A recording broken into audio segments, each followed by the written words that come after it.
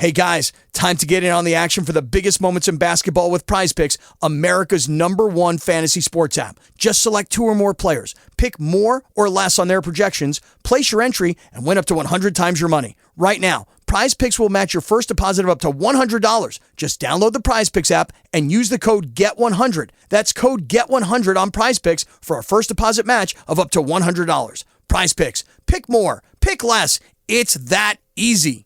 This is Scott Richmond and Arnie Sherman. You're listening to What Do You Know on Newstalk KGVO, AM 1290 and 98.3 FM.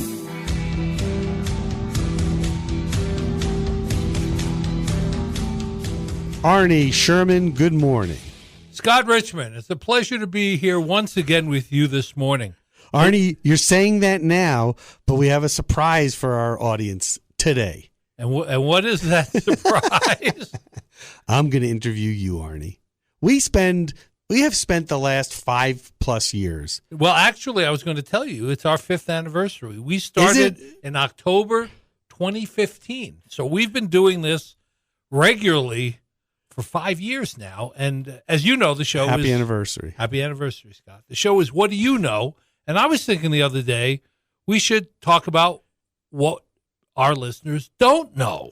Good point. And so you're going to interview me apparently today, and in all fairness, I think it's good for our listeners to also hear about you. So when you get done grilling me or however you plan to do this, I will reciprocate with an interview of you. It's a great idea, right? Because we're going to familiarize. Well, after 5 years, it's about time, right? Right. And we've interviewed, I want to say, if not the tens, almost over 100 guests. Right. In the 5 years. Yes. At least 100. At least more. 100 guests. Well, considering sometimes we've had more than one in the studio. So we sure have. We maybe got up to 150 different human beings in here with us. Both in person, via Zoom, post-COVID, and on the phone. From as far as New York, Los Angeles. Do we do any international? I don't think anybody called in internationally, but we've... actually, we did. We did a show with a Canadian. We had, right. We did the HIV show. That's right. So we've been North America.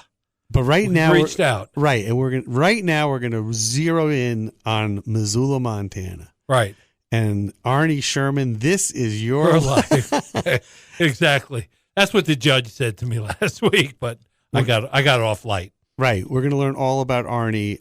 It's going to be I know some of this story, but he really needs to tell it for you, dear audience, and that's what he will do in the next hour. Back after this. Here's how I captured you. Okay. Here's what I thought when I thought about you. I said Arnie lives a life in film. If you know anything about characters in classic films, who is Arnie? Arnie is the Paul Newman character in The Hustler. He's Woody Allen's Zelig, because I know he loves that film. He's Harvey Keitel in Pulp Fiction. He's the cleaner. He's the guy. He's the fixer in Ray Donovan. So Arnie is all these characters. This is what he does, right? But give us a little background. Where were you born? Where are you from? You want the story? I want the full long story. and winding, meandering road to Missoula, Montana. How did you get here? Do you want the glossed over version, or do you want the nitty, gritty version of it? I'll ask you. Where were you born? I was born in Bronx Hospital in New York City, and the first place that we lived after I born was a tenement. I lived in Dyckman Street in the housing project there. So I was born and first grew up in a housing project in New York City. This is north of Manhattan for the folks that don't know the geography of the island, right? The Bronx, yes. Dyckman. Dyckman's in Manhattan. So, it's right up in the right by the bridge. Yeah, right by the bridge in Manhattan. That's right. Even though I was born in the Bronx, my father was working at that time when I was born for Universal Pictures in their office in Manhattan, and I think he was making $75 a week or $100. I mean, not more than $100 a week back in those days. How big of an apartment? Small apartment, a 1-bedroom apartment. At that point, my sister. Well, I had a sister that was born 19 months later, and we shared a bedroom after that for a few years. We moved out, and by the time I was 5 years old. And where did you move to? We moved to Queens, and we moved to Glen Oaks in Queens, which was another, at that time, sort of housing project. It wasn't rent control, but it was one of these newer kind of developments. Like LaFrac. Like LaFrac, hundreds of little apartments. And we lived there for a while, and then the movie industry took a sort of a tough turn because color TV and all television was booming, and so they closed a lot of offices. And my father was relocated to St. Louis, Missouri. Really? Yeah. So from Queens, St. Louis, Missouri. By the way, before we leave Queens, your father and mother had family, right? Brothers and sisters. Do you have cousins? Yeah, I had cousins. My mother had a sister and a brother. My father had a brother, and they all, at that point, were married and had children. And your parents were first-generation Americans, or were they born overseas? No, they were born here. And Okay. my mother was 18 when she married my father, who was 20 right after the war. And your grandparents came through Ellis Island. Yes. My grandfather came from Russia through Ellis Island.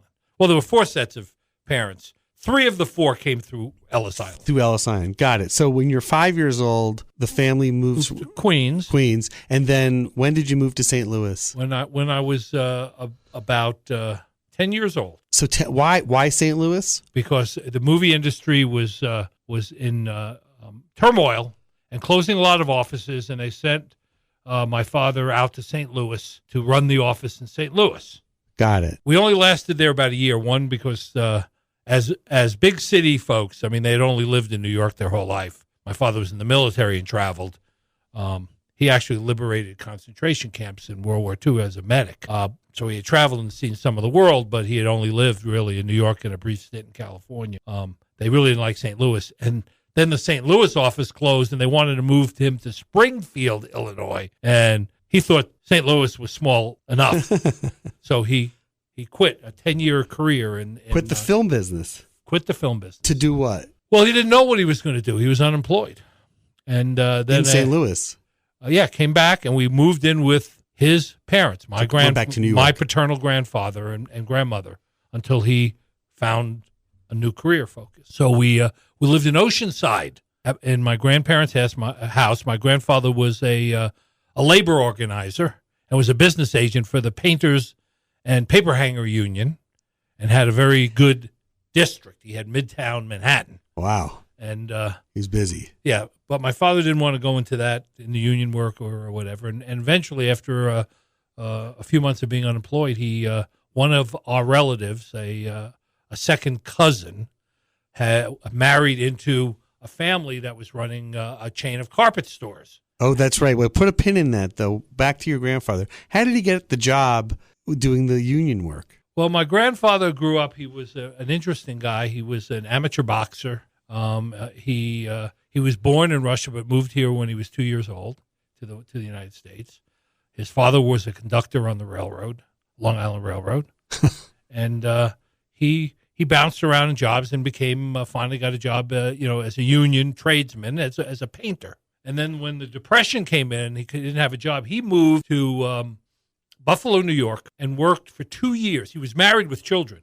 He moved there to work for 2 years as a painter to earn $15 a week so he could send $9 a week home. And he lived on $6. He lived in a boarding house that was 50 cents a night and worked for 2 years as a painter. To send money home. To send $9 a week home to support the family. And then after 2 years, Roosevelt was president, and they had, they had a lot of the New Deal and a lot of activity going on. He moved back to Manhattan and worked as a painter until 1948, the year I was born. What do you remember about your grandfather growing up? Well, I was very close with him.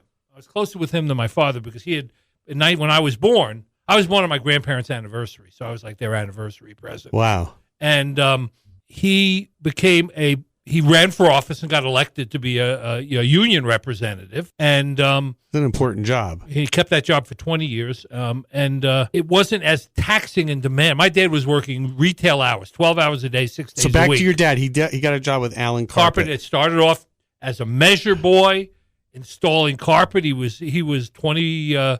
He was at that time 31 years old, but he started from the bottom, measuring rooms, installing carpet, salesman, worked his way up to be general manager of the company. For our audience in Missoula, Allen Carpet is the great floors of New York. Yeah, they New were all Jersey. over and Connecticut and Massachusetts. It was all on the East Coast. Huge at one chain, point. and that was your cousin's business. Yeah, he married the owner's daughter. Okay. So I spent a lot of time with my grandfather doing things. He didn't spend much time with his two sons. My father and so he was spending time with you. Yeah. Did he to speak? make up for it. Was his English good? Oh well, yeah. He was born. Yeah. Okay. Okay. Right. Sorry. What happened a lot, and you probably know this growing up. I'm not telling you anything new. The first generation Americans sort of eschewed, anything about their, being an immigrant. So Right. he didn't learn to speak. He didn't go to, synagogue. Right. He didn't speak. He spoke a little Yiddish, but he didn't. He wanted to assimilate. Yeah, he wanted to assimilate. He wasn't reverent in that way. He became a cigar smoking, amateur boxer, painter, all around, good Likeable guy. Likeable guy. Everybody liked my grandfather. What was his name? Harry Sherman. Harry Sherman. Or on his birth certificate it said Heschel. And what did your mom do? My mom worked off and on in the jewelry business. She got a job at 16 years old at Bonwood Teller in the millinery department, which is hats and Right. pins and all that. That was her first job. The interesting job of all of my relatives was my grandmother, my father's mother, Rosalie. Sherman, but original her maiden name was Haas. She was the first woman ever hired at Underwood typewriter. Wow. And there were over 200 men working in the office, and she was the only woman. And I once asked her, how did you feel about being the only woman working in a, male company? And she said, it was great. People brought me flowers. They took me out to lunch. She liked the perks. And she met my grandfather there. He had been working there part-time, and they started going out. And she said he asked her to marry him. Paint a picture, Arnie, for us. Growing up in New York, so you're back from St. Louis. What's New York like in the 50s and the 60s when you're kind of this? All this is you're becoming aware of it. Let me just finish the one thing. My grandmother said, I won't marry until I have a 1-carat diamond ring. And they were engaged for almost 8 years until he was able to save up to buy her. Are you serious? Yeah. That's lovely. Yeah, he was a determined guy. New York was a lot like, for those of you who are listening in who remember the Honeymooners, Ralph Cramden being the bus driver in kind of stark-looking apartments. Right. And, you had a TV set with a big magnifying glass in the front so you could see the little screen, made it bigger so you could see what was going on. Subways, were 15 cents. But it was bustling, right? There was so bustling. much energy. There was a lot of action. There was a lot of activity going on. Right. You could you could feel the energy. People were free to, even as a kid at 10, 11, 12 years old, before we moved out to Long Island, I would tell my parents I was going out to play baseball, and I would get on a bus and take it to the subway and go into Manhattan and hang out for the day, walking around. I used to sneak into the movie theaters by hanging out at the exit door, and when people came out, I would walk in. And watch movies. And that was probably started your fascination with movies in addition to what your dad did. Well, my uncle... Uncle Harry. Well, not Uncle Harry. Okay. Uncle George Sherman, was my grandfather's youngest brother. And when he was 14 years old, he ran away from home, hopped a freighter from New York to L.A., went around the Horn to L.A., Wow. Got a job working in the film archives for Republic Pictures, and worked his way up to by the time he was in his late 20s, he was directing movies. Are you kidding me? Including the Three Musketeers serial. They had serials in those days. They were short movies, about 20, 30 minutes, that they used to pair with a feature film, so you get 2 for 1. And the thing about the Three Musketeers was, one of the Three Musketeers was John Wayne before he got to be well known. So my great uncle George was very close with John Wayne, and he directed over 70 movies. And so that's how my father got to work for Universal, because ultimately George was making films for Universal after he left Republic. Was George the first of that generation to go west? Yes. He was a frontiersman. Well, he has. I mean, I would love to, really know his full life story. There's hardly anybody around anymore who could tell that story. I found a lot of it by digging around. But again, at 14, uneducated. Yeah. He was 5'2". He was a short man. Right. Went out and somehow worked his way up to become a feature film. Directed over 70 feature films with lots of famous stars. Errol Flynn, Jeff Chandler, Victor Mature. Did more movies with John Wayne than anybody except John Ford. Does he have any his children? Did you keep in touch with them? Those are your aunts and uncle. Well, no, they were third cousins. Not much, because he went off to California. Everybody was in New York. We saw him at funerals and major anniversaries when he came. So he was present when he needed to be present. He was present when he needed. And then he directed some TV stuff. He directed some Sea Hunt, Gentle Ben, Daniel Boone. He moved into that area later on in his career. So when he came into town to visit, did you just talk to him? Oh yeah, he would bring pictures. I lost it somewhere. I had a box of almost every Hollywood star with a picture to Arnie signed by, and he used to throw parties in his house in Beverly Hills. And his claim to fame was he had a big white baby grand piano, and every star that came to his house signed the piano. So he had hundreds of signatures on this piano. Ladies and gentlemen, for those that don't know Arnie well, he's a collector of rare items and collectibles in the sports space.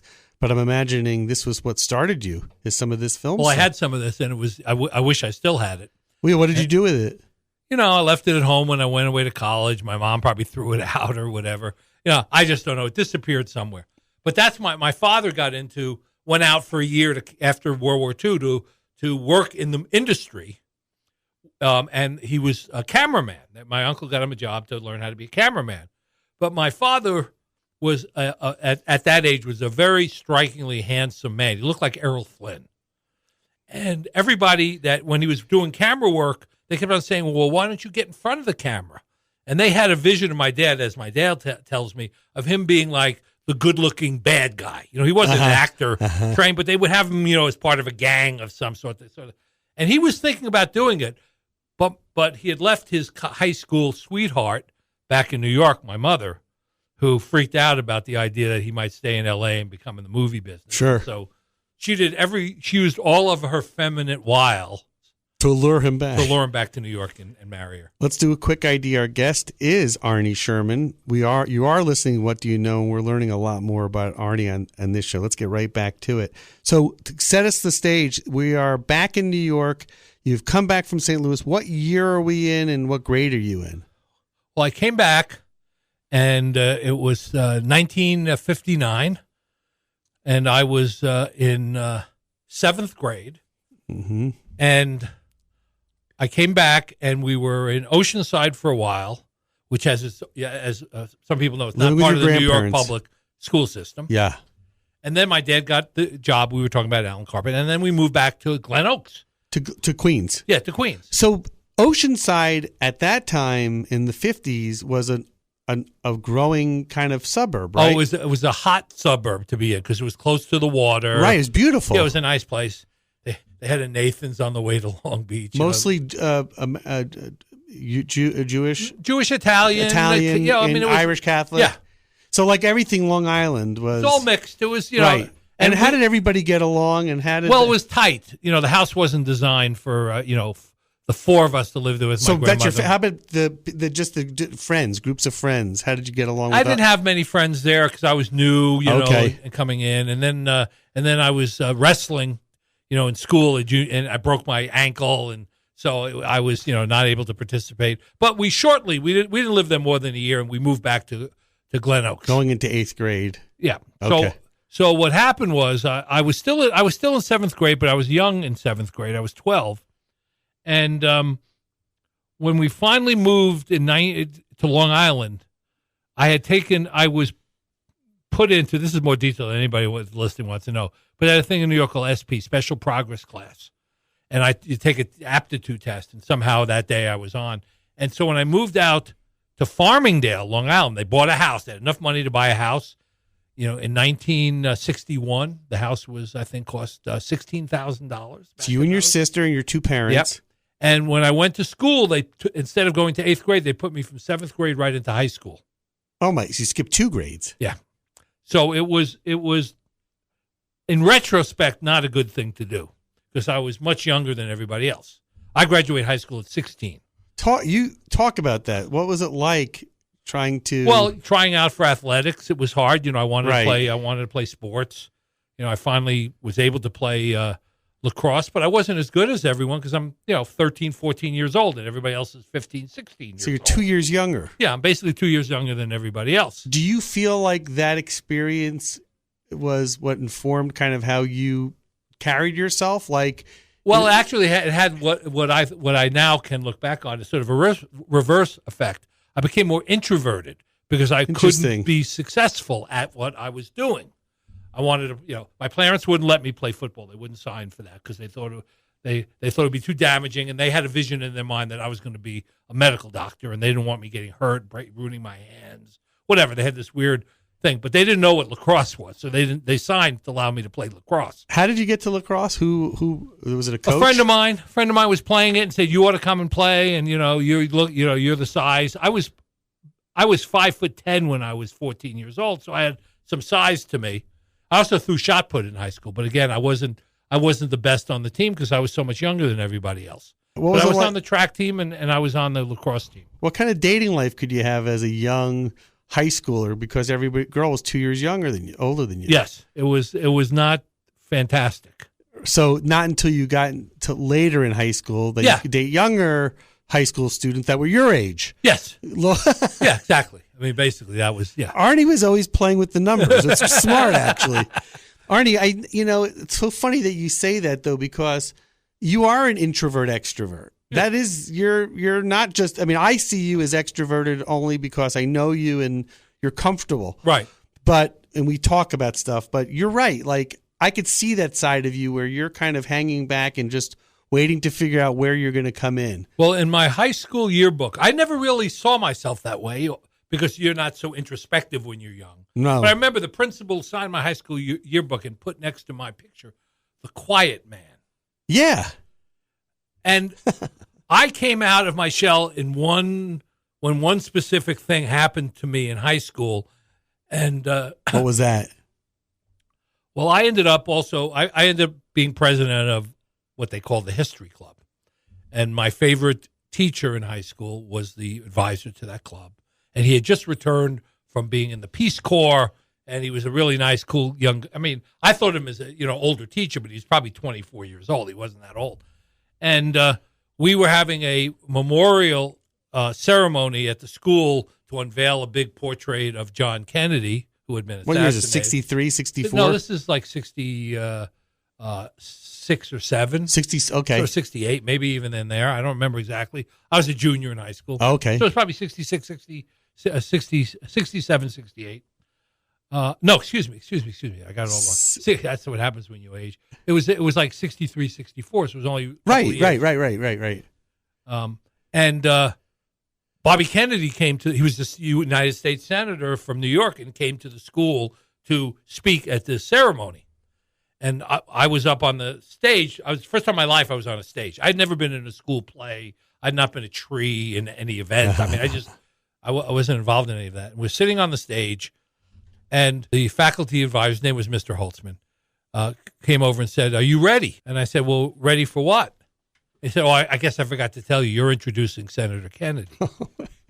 And this was not just to the student body, the parents, it was like 5,000 people there. My graduating class in high school was about 900. So the whole school was there. So 3,000 students plus their parents. This whole basketball arena there was full. Sure. And I was not prepared to. He said, "Well, you have to go up there and lead him in the Pledge of Allegiance and introduce Senator Kennedy." And I had never spoken, outside of in front of a class, and I didn't even like speaking in front of a class at that point to an audience. I screwed up my courage and went out, and it was actually a Do you remember the empowering experience because I said in a meek voice, I think, "Can I have your attention, please?" And everybody shut up immediately.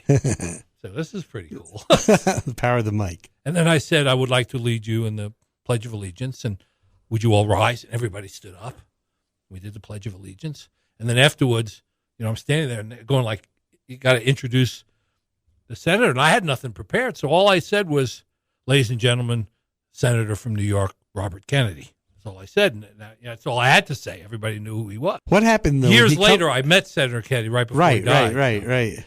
But it was an empowering experience to see what kind of influence you could have, by being a little bit more demonstrative in your behavior. So that was a good experience. Do you remember what it was like after that day? Like, did people come up Yes. to you? Yeah. And what was that like? It was like they associated me in some way with Senator Kennedy because he came over and shook my. I mean, I had touched a living God in a way. Absolutely. At that point in time, he had not announced his run for presidency yet, but he was, he was the brother of the slain president a couple of years after that happened. And he was a very, emotional speaker, and a very charismatic human being. So I had a little bit of good positive feedback. Right. But the Long Island Daily News, Newsday, which was the Long Island paper, had there was a section in it of local news, and then a picture of me and Kennedy with the picture of his brother on the front page. Amazing. So I was a 16-year-old kid, in a suit and tie, standing next to Bobby Kennedy. Do you have a clipping of that? Yeah, I have it somewhere. Can I see that? Yeah, I'll go look for it. Incredible. But anyway, right. So my parents were adamant that they wanted me to be a doctor. Yeah. It was, at some point, a Jewish doctor. Well, an immigrant dream, right? Come Right. here, it's not only it's an ethnic dream. Indians, Pakistan. That's right. Everybody comes here, they want to be a professional and be a doctor. Right. And I really, I was swept up in it, but I really, in my heart of heart, didn't want to be a doctor. My passion at that point was literature. And I had written, unbeknownst to my parents even, because I had written a bunch of poems that got published in the school literary magazine. And my English teacher, encouraged me. He said, you have, great potential. You have a good vocabulary. You have a good way with words. My grammar was crappy because I had gone to 4 or 5 schools before I went to high school. And in every school I had gone to, they were teaching vocabulary in a different year than I was there. I mean, grammar. So I never learned grammar. I never had a class in grammar. What do you think sparked your interest in poetry or creative writing? Like anything Well, yes. You remember in real time at that point, things were happening like the peace movement, and you had Bob Dylan and Phil Oakes and all these people expressing themselves with beautiful, Mr. Tambourine Man. And I mean, all the things that were being written like a Rolling Stone, all that stuff was going on. I had seen, even in high school, I had seen Dylan live down in the Village.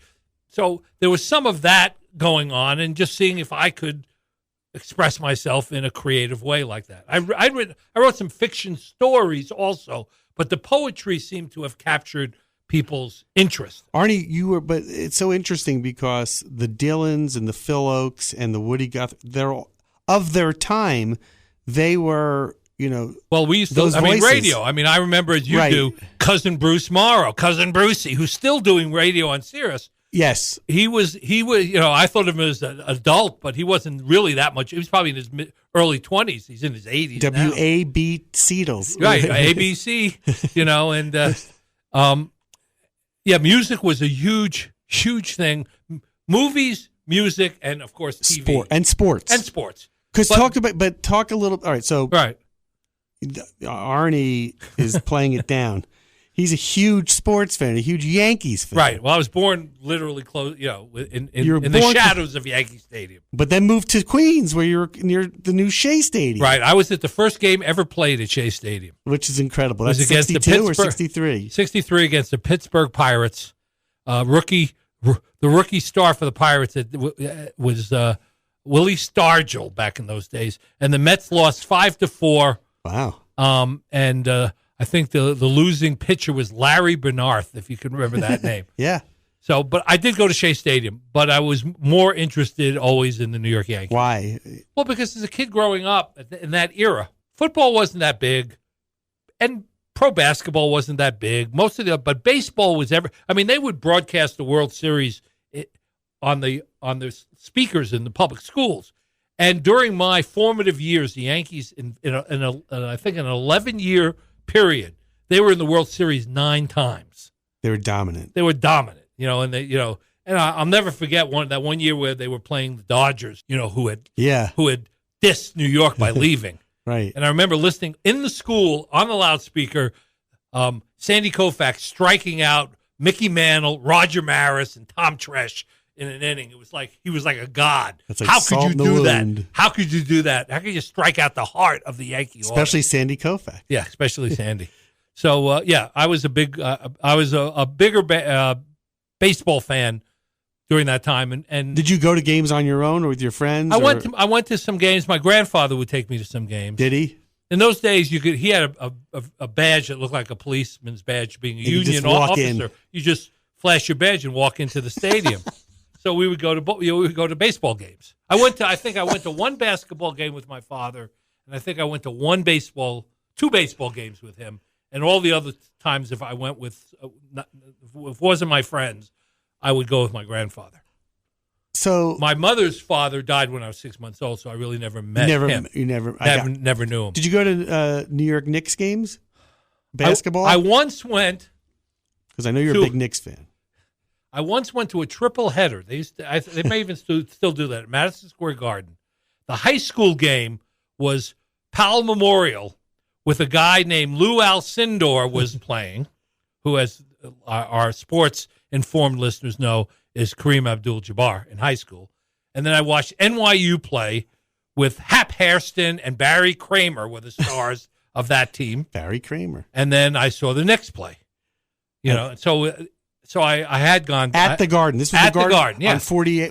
This was the old Garden. The old Garden. And they used to play triple headers. High school game, college game, pro game.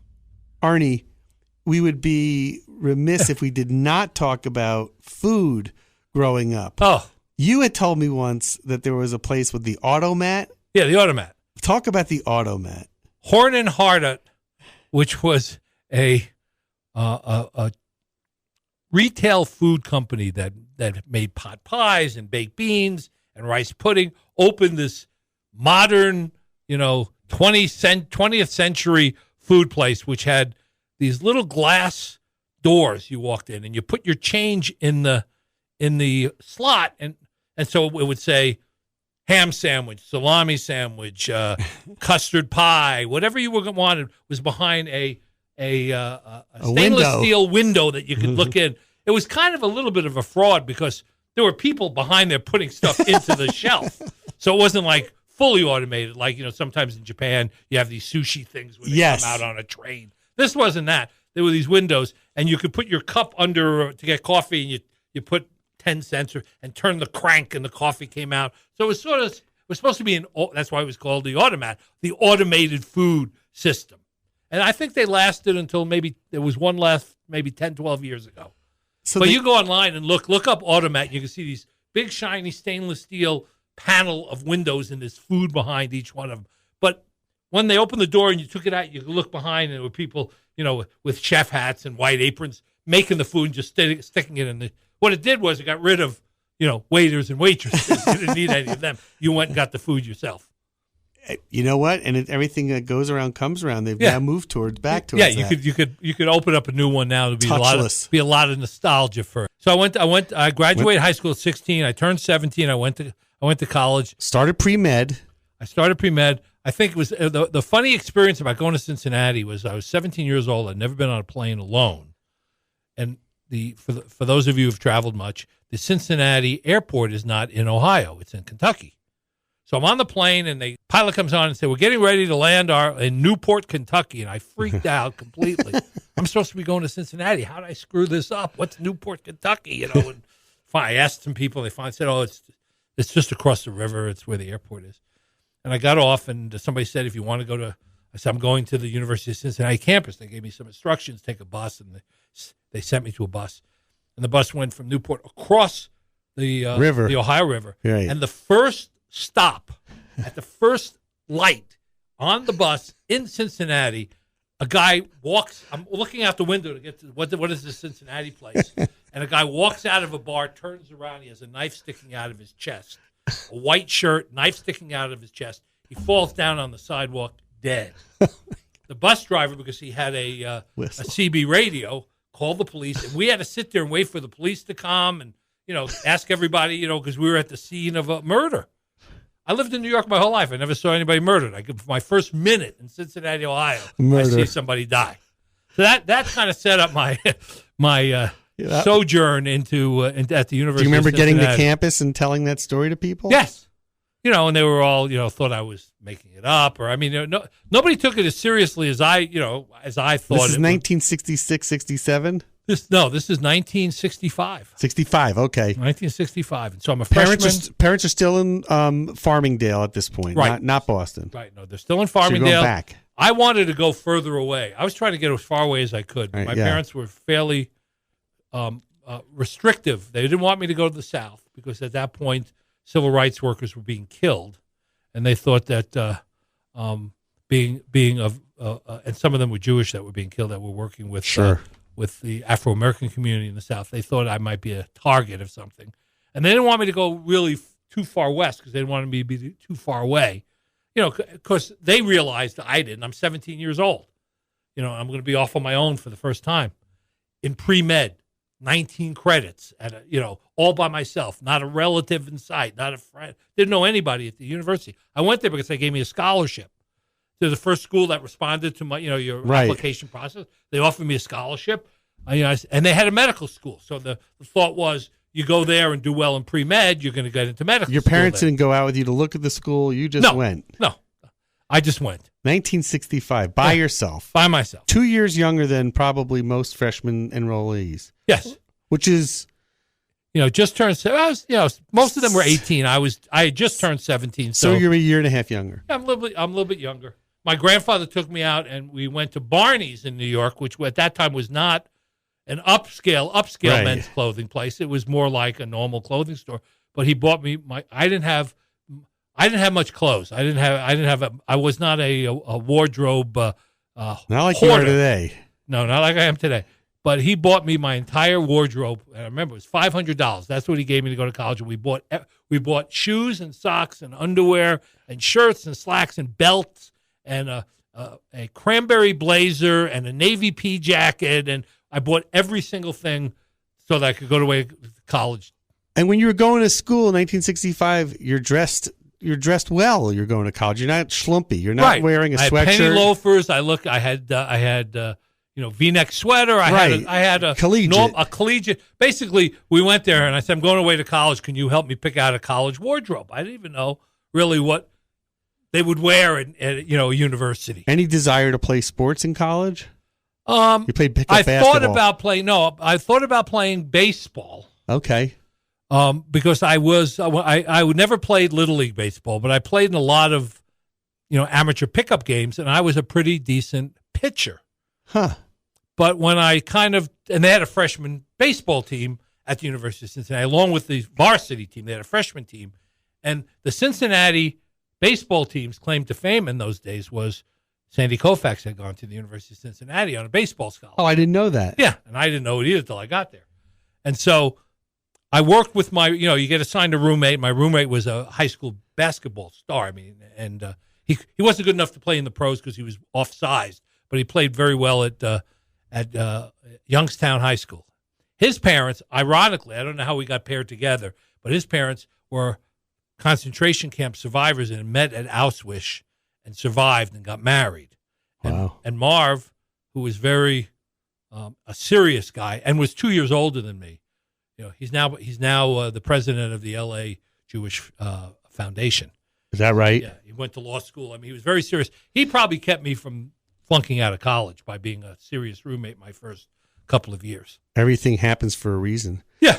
So you're at University of Cincinnati. You start pre-med, but you kind of don't go there, and then you're coming back during the summer and for holidays. Yeah, I started pre-med, and I was terrible at it. I couldn't. It was boneheaded of me to think I could carry 19 credits of organic chemistry, vertebrate physiology, calculus. Right. 17 years old, be alone, and be exposed to a college campus where Abby Hoffman was. There was all this stuff going on campus. Abby Hoffman went to the University of Cincinnati, one of the Chicago Seven. There's all this stuff going on. everybody's older than me. You could drink 3.2 beer at 18, 3.2% alcohol. People were going to the hot spot was the Mug Club. What was that? I went there a couple of times. I shouldn't have been able to be let in, but I was old. I was older. You looked the part. I had shaggy hair and wire rim glasses, and I would be able to get in, but I couldn't really, interact very well at that level. I was nervous about it, and of course, there's girls on campus. There's all these distractions, card playing. I mean, all the stuff that a dorm has, which is good, which is a good experience. It's a good. It was great for you though, socializing. But it was very hard to focus on academics in that environment. So when did you pull the plug on pre-med? When I was on academic probation for a quarter. I knew you were going to say that. I mean, that's the wake up call. I'm going to lose my scholarship if I don't get my act together. Oh my gosh! So I'm thinking about what's distractions. I can't tell my parents; they're going to go crazy. Plus, I had to work. My parents didn't have much money at that point in time to pay me. I usually held 2 or 3 part-time jobs while I was taking 19 credits while I was doing all this stuff. When did you sleep? Crazy, who knows? But I was painting warehouses. I was working in the residence hall as an RA, residential advisor. What was your guilty pleasure while you were doing all these things? Did you have a guilty pleasure? In college, because you're a man of. There are things that you like to do, and you've developed those tastes over the years. Did it start here? It didn't start. Not food? Not food? No, I was actually in great shape. I didn't eat that much. You ate in the dorm. No, you still in great shape and eat you ate in the cafeteria and all of that. Music? Yeah, so I was assessing what could I do that would keep me close enough that my parents would go crazy. And the one class that I was doing very well in was psychology. Ah. And you could go to medical school with a psychology degree, undergraduate psychology degree, because you could say you were working towards being a psychiatrist. Sure. So I switched my major to psychology. And we were on a quarter system. For the last 2.5 years, I made Dean's List every quarter. So I found something that I resonated with, and I made Dean's List, and, my grade point average went up, and, everything, went great. Arn, so you're doing that. Do you have friends Marv is one of them that you still keep in touch with from Cincinnati? Yeah, there are a few that I keep in touch with, and they're all off in different places, and of course we're all older now, but they all turned out all my friends turned out that I was close to turned out living fulfilling lives of interest to them. As we were talking to Arnie Sherman, my co-host and guest interview subject here on What Do You Know? Arnie, in our remaining minutes for this show, because it's part 2's coming. We only got to the point where I'm 18 I know. years old. I had to write down the timeline, and I just see where we are, and I know we have another show, if not 2 here. In Cincinnati is where you met your wife. Well, actually, if we're going to be honest, I met my first wife. I was married. Oh, okay. We're always going to be honest. We have to be honest. We have to be honest. So I was 19 years old, and Marv's high school sweetheart, who he's still married to all these years later, had a roommate who was a local woman from Cincinnati, and they fixed me up on a blind date, and we went out, and it was okay. Right. I didn't really say, "Wow, I've met my dream girl," but apparently she went home and told her family that she met her dream guy from New York. Yeah, and the first date we ever had, we went to see Steve McQueen and the Sand Pebbles, which was a great movie, and with Richard Crenna and Steve McQueen. And then I didn't ask her out again. And about 2 months later, I ran into her at a cafeteria, and you feel kind of, awkward at that point. Sure. I said, I'm making excuses, and I asked her out again. I said we should go out again, and we went out. And we started dating, and my mother, who eventually figured out that I wasn't going to go to medical school and I didn't have a first good 2 years. She thought I should get married young just like she did, and my father, because they were 18 and 20. My mother had me when she was 19. Right. My grandfather was 46 when I was born. I mean, it was a young family. Very in young. those days, it was young. She really sort of got into cahoots with Beverly, who was my first wife, and all of a sudden I was getting married. I got married before I graduated. I got married 4 I got married. That was more commonplace, right? Get married in college. You remember they were things called you would get pinned, Yeah. and then engaged and then get married. So I got married, and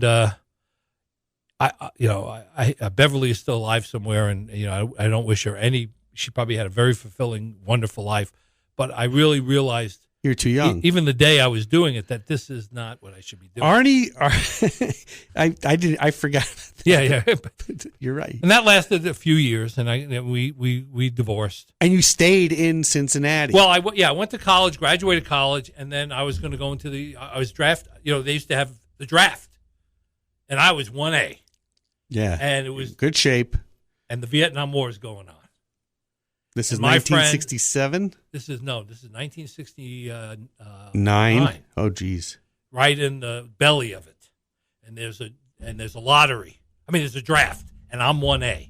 And all my friends are sitting around saying, I'm going to Canada. One of them went to officer training. One of them went into the reserves. They're all trying to figure out how to defer being sent over there. Because I had friends from high school that were all dead now.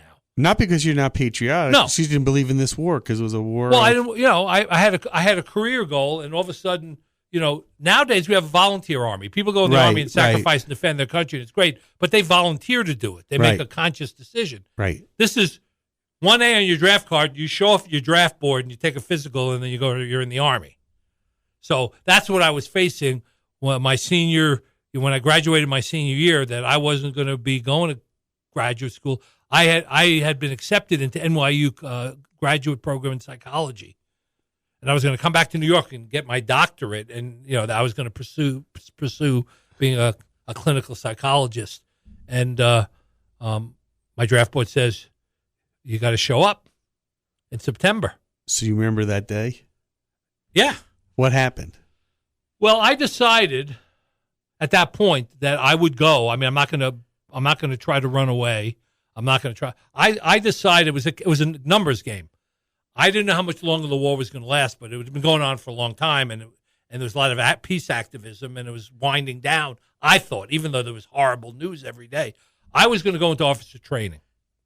I said, if they take me and I pass my physical, which I thought I would, right, I'm going to go into officer training. It takes about 6 or 9 months to go through officer training, and I was just going to play the odds that by that time the conflict might be over or in its last throes or whatever. So that was my plan. I wasn't going to leave the country like some of my friends went to Canada. Some of them, again, went into officer, went into reserve. I said, if they draft me, if that's my fate, I might as well be an officer. That must have been so scary. I don't want to be an infantryman. I'm going to be an officer. No bone spurs there, folks. My dad was in the Army. My Uncle Harry was in the Marines. My father's brother, my Uncle Alan, was in the Navy. I'll do my time. I'll go, but I don't want to go in the middle of this. Right. My dad, when he went, he didn't get drafted. He volunteered. Every one of my relatives volunteered. That was their duty. I had a different career path, and that war by 69 was very unpopular. So put a pin in this. So your officer training school, officer training is what I was going to do. What happened? Well, a friend of mine named John Malzone said, hey, what are you going to do till you get drafted? I said, I don't know. He said, I just got a summer job at the Ohio Bureau of Vocational Rehabilitation. Pays $100 a week, which was not bad money in those days for somebody, young. I graduated high college at 20. Right. So I just turned 21 at that point. He said, I can get you a job down there for the summer. You might as well go to work. So I go to work at the Bureau of Vocational Rehabilitation. They got this young kid. They give me the worst caseload there. I had 400 clients. They gave me a case. Somebody had left 6 months earlier. Nobody had paid attention to any of their clients. And I had 400 cases, people waiting for prosthetic limbs. I mean, just a whole. But I thought it was kind of an interesting job, and I threw myself into it. And at the end of the summer, I went in to see the head of the office in Cincinnati, and I said, I'm going to have to leave because my draft board wants me to show up on September 21st. And they said, what happens if we can get you out? We can get you an occupational deferment. Would you stay here and work? And I said, sure. I like the work, actually. It's pretty interesting. Right. Wasn't my career path, but I'll compared to going in the. So the governor of Ohio, at that time his name was Jim Rhodes, wrote a letter to my draft board saying we need this person. This is a valuable position and it's hard to fill. And my my draft board gave me an occupational deferment. And you did not have to go. No. And then the next year, to end this up, the next year the lottery came in. There was a lottery. Right. The war was still going on a year later, and the lottery came in, and they picked. It was on the radio, and everybody sat around the radio listening to them drawing the numbers. So they would draw, May 22nd was number 1, June 2nd was number 2, and I called my draft board and had asked them what number will you draft up to, and they said up to 118. If you got 118 or right, you have to listen. And I got 286. This is so I didn't get drafted, and I gave up my occupational job deferment and took another job at a halfway house for ex-convicts. And we're going to leave it there, folks, because that's a cliffhanger. Back after these words with Arnie Sherman, our co-host and guest. We'll be back next week with part 2 of the Arnie Sherman story here on What Do You Know? See you next week, Arnie. Hopefully I'll be back. Thank you for listening to What Do You Know? I can't wait for the next show, Scott. I'm excited too, Arnie. If you'd like to suggest a guest, send me an email at scottrichman@townsquaremedia.com. We'll see you next week. And thanks for listening to Newstalk KGVO. Hey guys, time to get in on the action for the biggest moments in basketball with Prize Picks, America's #1 fantasy sports app. Just select 2 or more players, pick more or less on their projections, place your entry, and win up to 100 times your money. Right now, Prize Picks will match your first deposit of up to $100. Just download the Prize Picks app and use the code GET100. That's code GET100 on Prize Picks for a first deposit match of up to $100. Prize Picks. Pick more. Pick less. It's that easy.